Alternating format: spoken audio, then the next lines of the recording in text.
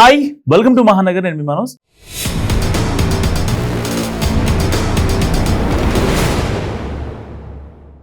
తిరువురులో కోలికపూడి రచ్చరచ్చ చేస్తున్నారని ఇటు సొంత పార్టీ నేతలు అటు ప్రతిపక్ష నేతలు ఆరోపిస్తూ వస్తున్నారు. సో ఎప్పుడైతే రిజల్ట్స్ వచ్చాయో అప్పటి నుంచి ఇది అందరికీ తెలిసి జరుగుతున్నది అంతే. కానీ ఇప్పటి వరకు జరిగిందంతా సొంత పార్టీలో వ్యవహారం అయితే తాజాగా మిత్రపక్షం జనసేనకు కూడా మింగుడు పడకుండా తయారైంది ఎమ్మెల్యే తీరు. జనసేన తిరువూరు ఇన్ఛార్జ్ మనుబోలు శ్రీనివాసరావు చేసిన ఆరోపణల మీద ఇప్పుడు రచ్చరచ్చ అవుతుంది. ఎమ్మెల్యే కోలికపూడి శ్రీనివాసరావుతో తనకు ప్రాణహాని ఉందని, తనను అంతం చేయడానికి ఇప్పటికే డేవిడ్ అనే వ్యక్తికి సుపారీ కూడా ఇచ్చారంటూ ప్రెస్ మీట్ పెట్టి మరీ ఆరోపించారు మనుబోలు శ్రీనివాసరావు.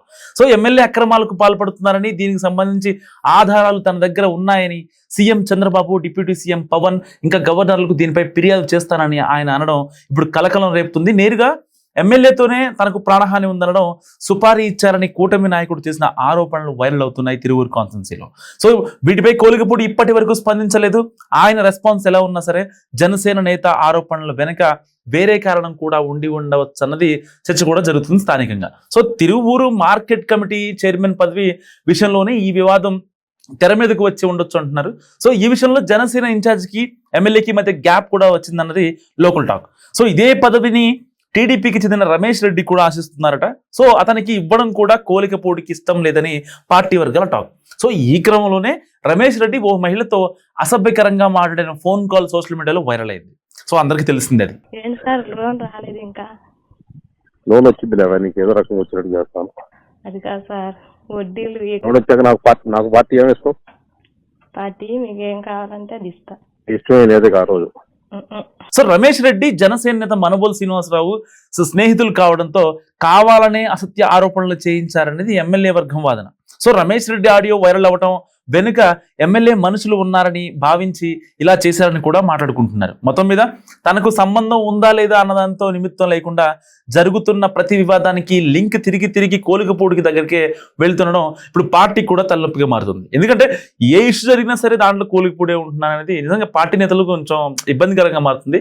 ప్రతిసారి ఏదో ఒక వివాదంతో కోలికపూడి వార్తల్లోకి ఎక్కడం టీడీపీ అధిష్టానానికి తలనొప్పిగా మారింది. ఒక రకంగా గెలిచిన వెంటనే కాన్స్టిట్యున్సీలో టీడీపీ వారిని ఇబ్బంది పెట్టిన వైసీపీ నేతల అక్రమాలపై రివెంజ్కు ప్రయత్నించడం రాష్ట్ర వ్యాప్తంగా చర్చనీయాంశమైంది. అప్పట్లో స్థానిక వైసీపీ నేత నిబంధనలకు విరుద్ధంగా అక్రమ భవనం కడుతున్న కూటమి ప్రభుత్వంలో కూడా అధికారులు పట్టించుకోవడం లేదంటూ ఎమ్మెల్యే డైరెక్ట్గా జేసీబీతో వెళ్ళడం, ఆ వీడియోలు వైరల్ కావడంతో అధిష్టానం ఆగ్రహం వ్యక్తం చేసిన పరిస్థితి అప్పట్లో. సో ఆ తర్వాత పార్టీకి చెందిన చిట్యాల సర్పంచ్ శ్రీనివాసరావు దూషించడంతో సర్పంచ్ భార్య కవిత ఆత్మహత్యాయత్నం చేసుకోవడం టీడీపీలోనే కలకలం రేపింది.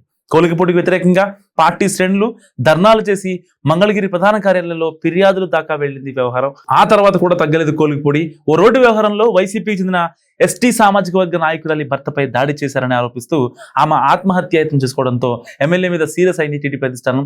పార్టీ క్రమశిక్షణ కమిటీ ఆయనకి నోటీస్ కూడా ఇచ్చి వివరణ కోరింది. సో ఇలా వరుస ఘటనలతో సీఎం చంద్రబాబు కూడా కోలికపూడి తీరుపై అసంతృప్తిగా ఉన్నట్టు చెప్పుకుంటారు పార్టీ వర్గాలు. సో అయితే క్రమశిక్షణ కమిటీది కూడా అదే అభిప్రాయంగా తెలుస్తుంది. సో వాస్తవానికి సరే ఇష్యూ ఏదైనా, ఇటు జనసేన వాళ్ళదైనా లేకపోతే టీడీపీదైనా ప్రతిపక్షదైనా, అటు తిరిగి ఎటు తిరిగి ఏడ్చినా సరే ఇది కోలికపూడి వద్దే స్టార్ట్ అవుతుంది అండ్ ఎండింగ్ కూడా ఆయన దగ్గర అవుతుంది. సో ఒకవేళ క్రమశిక్షణ చర్యలు లేకపోతే ఇంకోటి అని చెప్పి పార్టీ అధిష్టానం వద్దకు వెళదామా? ఈయన చెప్పే వాదనలు, ఈయన వినిపించే విధానాలు చాలా ఇదిగా ఉంటున్నాయి. సో నిజంగా ఒక రకంగా పార్టీ అధిష్టానాన్ని కూడా మెంటల్ ఎక్కుతుంది తిరువురు సమస్య అంటే. ఎందుకంటే ఇక్కడ ఆల్రెడీ ఇప్పటికే చౌదరి వర్సెస్ ఎస్సీ అనే ఒక క్యాస్ట్ ఈక్వేషన్స్ మధ్య గొడవల్లో జరుగుతున్న ఇదిలో నిజంగా కోలికపూడికి చాలా రాద్ధాంతంగా మారింది. కానీ ఇక్కడ వాళ్ళిద్దరిని సాల్వ్ చేయగలిగితే నిజంగా కోలికపూడికి ఒక రకంగా ఒక మెట్టెక్కి ఉంటే చెప్పుకోవచ్చు. కానీ ఎవరి మాట వినకుండా కోలికపూడి తనదైన శైలిలో ముందుకెళ్ళడంతో ఇక్కడ పరిస్థితులు మరింత రక్తికెక్కుతున్నాయి. సో నిజంగా ఒక రకంగా టీడీపీ ఇబ్బంది పాలవుతుందంటే కేవలం కోలికపూడి శ్రీనివాసరావు అని చెప్పాలి.